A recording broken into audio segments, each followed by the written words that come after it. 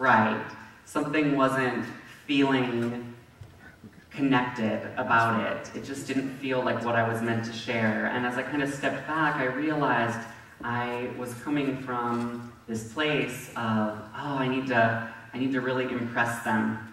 And I need to really bring my A game, and I need to really do better than all the other times that I was, that I've been here, and all the other times that I've been anywhere.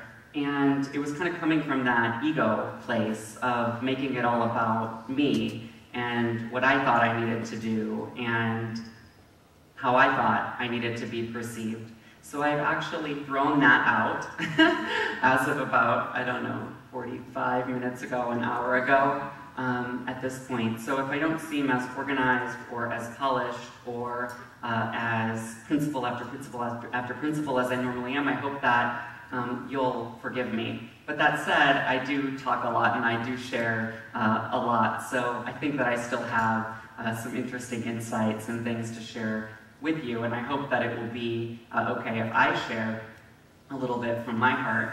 When you grow up like I do, being bullied and having a father who really wasn't, you develop a lot of weird perceptions about yourself. And one of those perceptions that you develop is you always have to be prepared, you always have to be on, you always have to be micromanaging how other people might see you and how other people might intuit you. You never want to come off as unpolished, you never want to come off as weak, you never want to come off as not in control of the situation. But what I realize more and more and more as I grow in my work and as I grow in my business, which for me, business has just been really the way that I started looking at personal growth. For some of us, it's a marriage or a relationship or a family relationship, and I've done a lot of work around all of that, but growing my business was kind of the thing that set me on a very serious journey to grow myself. Because I realized that I wanted to do things I didn't have the inner capacity to be able to hold or to be able to get in my life. And one of the things that I keep coming back to again and again and again are the fundamentals. And it really doesn't matter if you want to grow a business, if you want to have a beautiful, functional relationship, if you want to grow spiritually, if you want to impact others in the world. We make it so complicated and we make it so hard and we make it so difficult. So many people to me think they need these incredibly complicated social media, Facebook, online campaigns if they want to make any money, and they don't. They need to ask people to pay them money, if they want to make money in their business. So many people in their relationship think they need the latest, greatest, newest way to communicate with their partner, and they don't. They need to communicate with their partner. So many people show up at my door talking about the newest, hottest way to make a vision board, or just the exact process for how to manifest something. And there's a thin line between spirituality and superstition. And I think that sometimes we get into superstitious thinking of, if I say these affirmations 7 billion times, then I won't feel this kind of brokenness inside of me, as if feeling and confronting the brokenness is not as much of what you're on this planet to do as experiencing the light. I mean, my God, a tree doesn't just need to reach its branches toward the light, it also needs to reach its roots down into the mud and get dirty if it wants to be strong over time, and so do we. We need to be willing to look at the places where we have fallen short, the places where we have shadows, the places where we are uncomfortable with certain aspects of our identity, not so we can transcend those things, but so that we can get the lessons from those things and fully integrate those things so that we move forward. What I've realized in the past, 3 or 4 years, for some of you, if you know my story, I went from living in my mom's basement, working a telemarketing job, getting paid $8 an hour. I had no friends. I didn't answer my phone because the only people who called me were creditors. To running a multiple 6-figure business. In fact, this year we'll do $250,000 in sales. And what I have come to, and to be able to do that, I have so had to look at my shortcomings. I've so had to look at the places where I perceive myself to be less than. And as it stands, sometimes that feels unpleasant. But I think it's also unpleasant to go through your life not doing that. Because what I realized is I really didn't have the free will that I thought I had. You know, I thought I was making all of these choices and doing the right thing, but I wasn't. I was going from thing to thing to thing. All my choices were informed by my wounds. All my choices were trying to compensate for the hurt that I had in my past. And that's no way to live. So I want to talk to you for the next 10, 12 minutes about some of the fundamentals that I have learned. And it's so inspiring being in here because I remember when this space didn't look like this. But this space always was this. It just didn't reflect it on the outside yet.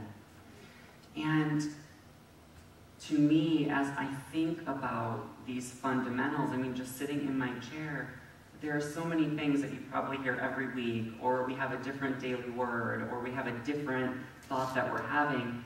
But if you just spend a lifetime really trying to do any one of those, whether it's love your neighbor as yourself, I mean, my God, think what a different world we live in if we even did that 15% of the time, right? The idea that there's one power and one presence in your life, that's not a dogmatic thing. That's just another way of saying there is something inside of you that will always point you in the right direction. When I screw up in my life, it's rarely because I didn't know better. It's rarely because I didn't see where something was going to lead me or have a pretty good idea.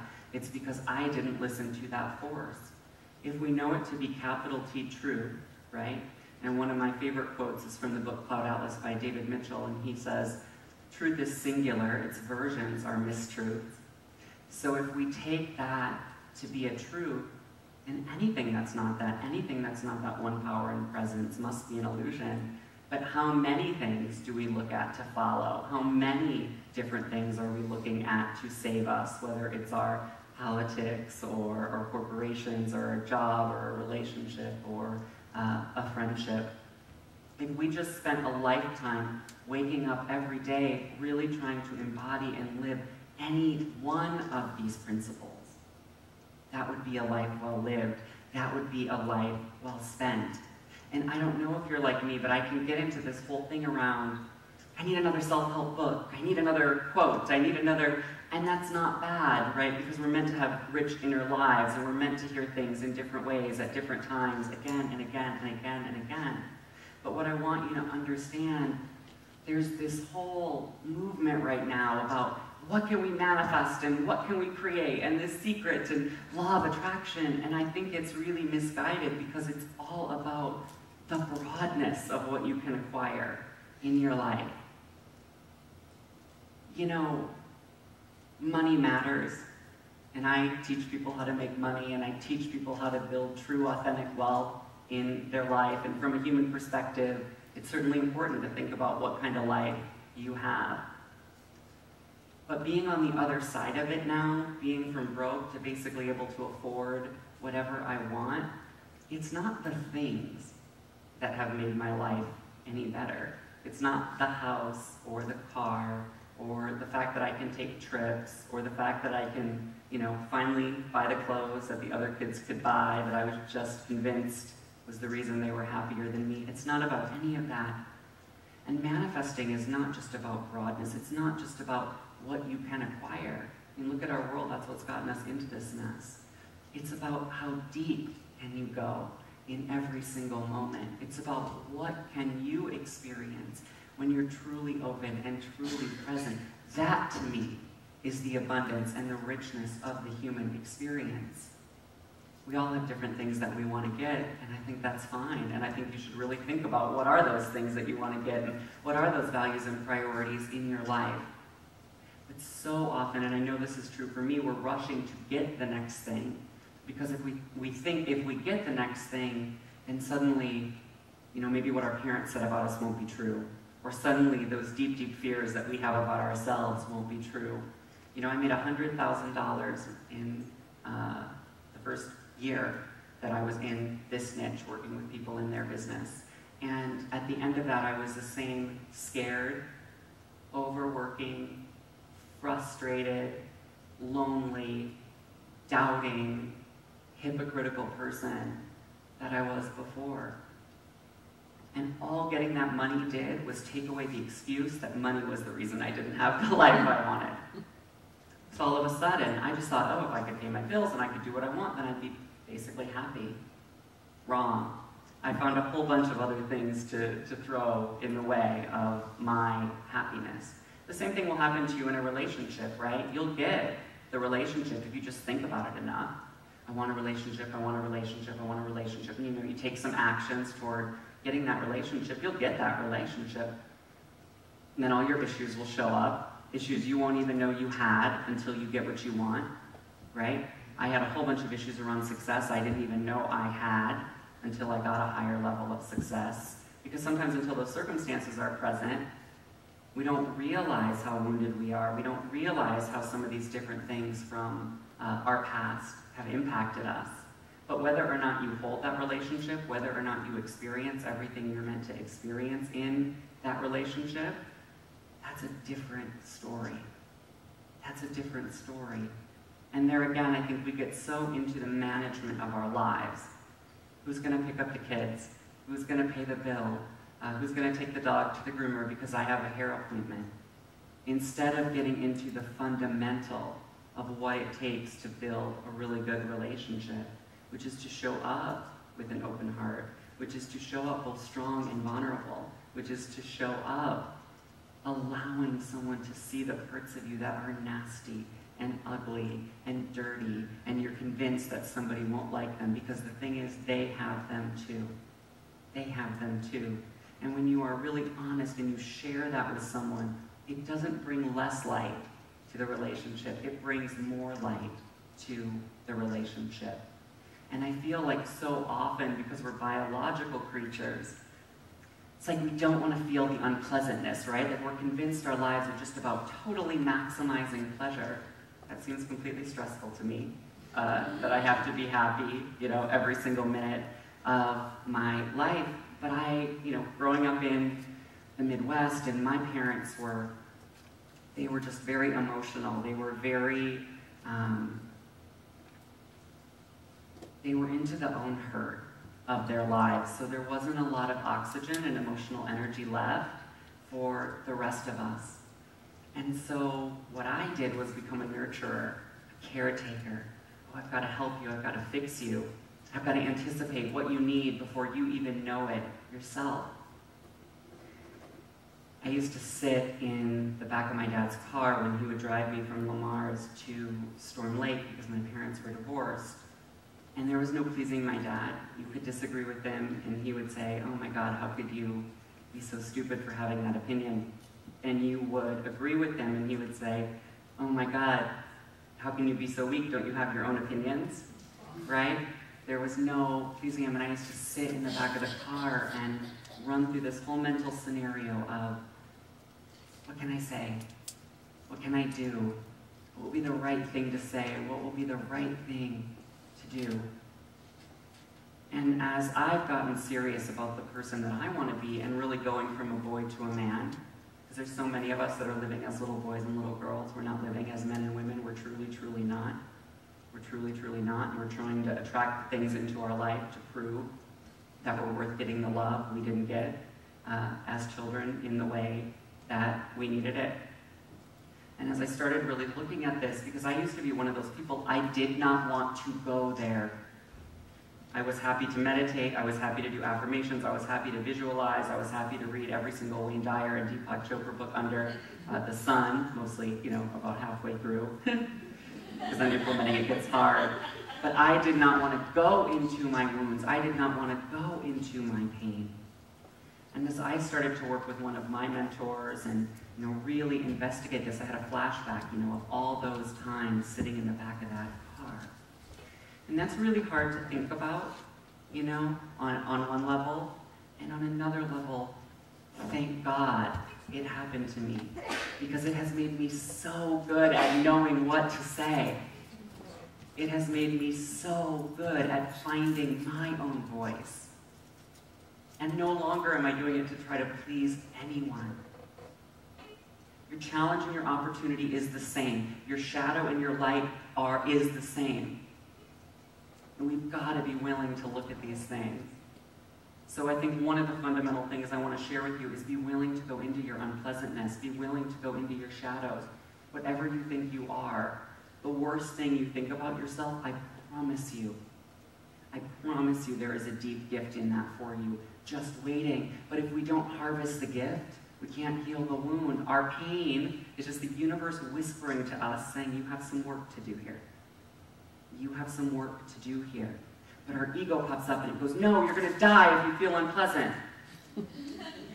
We might die if we don't feel it, because that's stress. And that's what we hold in our heart. That's why so many people are sick, doped up at everything else right now. So fundamental number one is be willing to look at some of the ugliness inside of you. Be willing to look at some of the things that you've made up that are bad, nasty, ugly, dirty about yourself. The second thing that I want to share in my last couple of minutes here is just one thing that I've learned about myself, about what it takes to create true transformation in your life. Because transformation and change are not the same thing. They're not the same thing. I was someone who was forever cosmetically changing my life. Forever. In every single aspect you can think about. How I dressed, how I looked, what I ate, how I communicated, how I showed up, who I hung out with, the job I had. And I was the same. And the reason for that is, like my mentor Derek Rydell says, to the ego, transformation is annihilation. Right? Because literally an identity is dying so that something new can be born. And an acorn literally dies to produce an oak tree. A caterpillar dies to produce a butterfly. Now the difference from an acorn and a caterpillar is that we're conscious in our evolution. So when our shell starts to crack off, we're like, maybe I need 45 Reiki treatments and 17 life coaches and all this different stuff, right? No, it's just something bigger trying to emerge, something bigger trying to come out of its shell. And I'll share one other quote with you from Derek, which is that an acorn is not an imperfect oak tree. It's an oak tree at a different stage of development. And you are not an imperfect spiritual being. You are not 6 affirmations away from transformation. And these are all tools, you know, I don't mean to get down on them. You're not a meditation away, you're a decision away from truly transforming your life. Now, the minute that you decide you truly want to transform something, everything that's not that comes to the surface. Not to punish you, not because it's your karma, not to test you. The universe doesn't care. It'll give you a million opportunities. I promise you. It can keep the planets revolving. It can give you another opportunity. But so that you can really become the person capable of getting and holding what you want. I used to cry, be afraid to pick up the phone, to have sales conversations with people because I had such an intense fear of rejection. So the minute that I really made a decision that I am not going to live in this basement anymore, that I am not going to be broke, that I am not going to have creditors calling me, the minute I made that decision, my fear of rejection was everywhere. My opportunities to do nothing, the circumstances and all the distractions came up. But it was important enough to me. And there's all these people that are going, if it's not fun, I won't do it. That's crazy. Because the thing is, when you push through some of those limits, when you do the thing you can't do in service of your vision, the limited self-concept, what you've been told, shatters apart. See, I thought I was this victim, a victim of being bullied, a victim of my dad, a victim of the economy, a victim of my circumstances, a victim of you name it. But I wasn't. I was so creative, I was so resourceful, I was so powerful. But until I started doing the things that were uncomfortable to me, that I did not want to do, that self-concept could not shatter. Do you see that? Changing your life is not easy, but not changing your life to me is living dead. It's living dead. If you want to run a marathon, right? The first day that you go out and run, you know what's going to happen? Your legs are going to hurt. Your body's going to hurt. You might even throw up. It hurts so bad. That means it's working. We know that in exercise, if you haven't been to a yoga class in 20 years and you go, your muscles are going to hurt.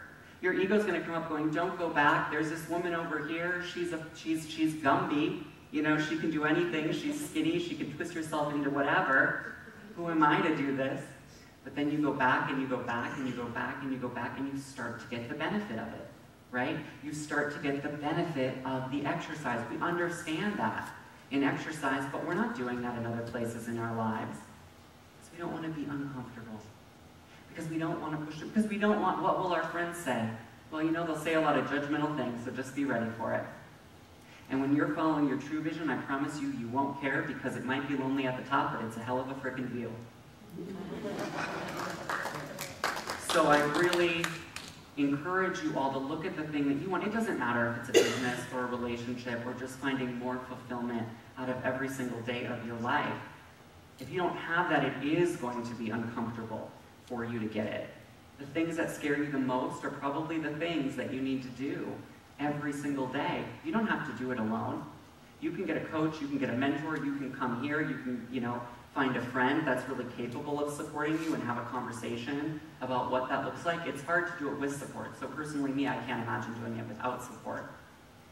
But I really encourage you all of you right now probably have one thing you know that you've wanted to do, but you haven't done it because of what someone will say. They're going to think I'm crazy. They will. They will. I promise you.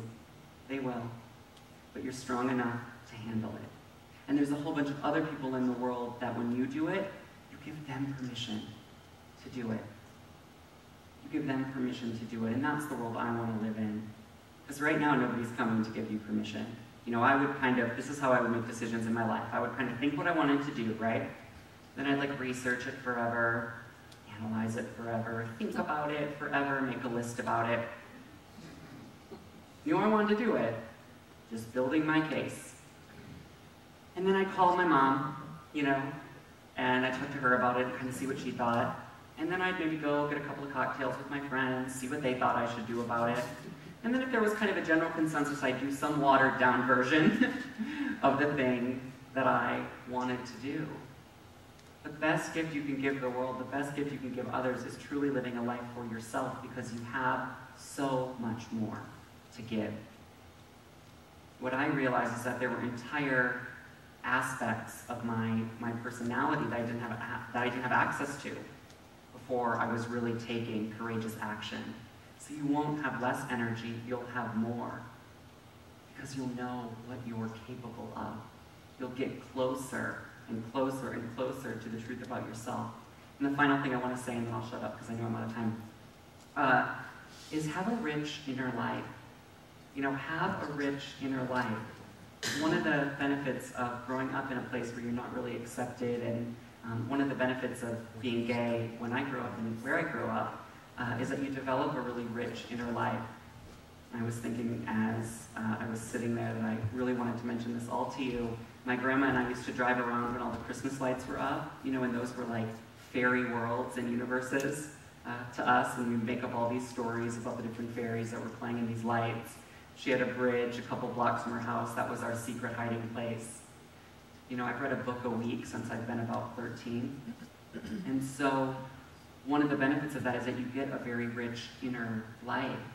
And you start to realize that if you can imagine it, if you can see it, you also have the potential to create it. And I think there's so many people that, and myself included, where we're waiting for the circumstance to change. And then we're going to do it. The thing is, the circumstances will never change. You have to make a choice, and that choice is to make your commitment to whatever it is you want, whatever it is you truly desire, not what you've been told you want, by the way. More important than your circumstances. And I think one of the ways to do that is to have a very rich inner life, whether it's through meditation or visualization or really going within and going, okay, what am I seeing here? What am I feeling here? We don't always have to ask for other people's opinions. Sometimes they matter, and a lot of times they really don't. To me, the opinion that I want to go with is God's, the universe's, my higher self. And do I always get that right? I promise you, I don't. I promise you, I don't even get it right most of the time. But the thing is, at least now in my life, and I do feel like this is growth, I know to ask. I know to start there. I thought it was so cool that we started with a meditation. You know, how many meetings are ending with a prayer, ending with a meditation? It's like, maybe this would have gone better if we meditated at the beginning. So it doesn't matter to me if you take a principle that I've shared with you today, or if you just really find a principle that was shared here, or a principle in something that you've been reading or studying. But I really encourage you to pick one. Just one fundamental spiritual principle, one fundamental spiritual law. Not forever, because we want to have interesting lives, but over the next week and over the next month, and really get honest with yourself and ask yourself, where am I applying this principle and where am I not? If you're a self-aware person, you'll immediately know where you're not applying it. And that's where your work begins. This isn't about being perfect. This isn't about micromanaging situations so that you always show up in exactly the right way. It has nothing to do with that. In fact, in business, I see all the time that the person with the best idea, the smartest person, the most prepared person is not the most successful. The most tenacious person is the most successful.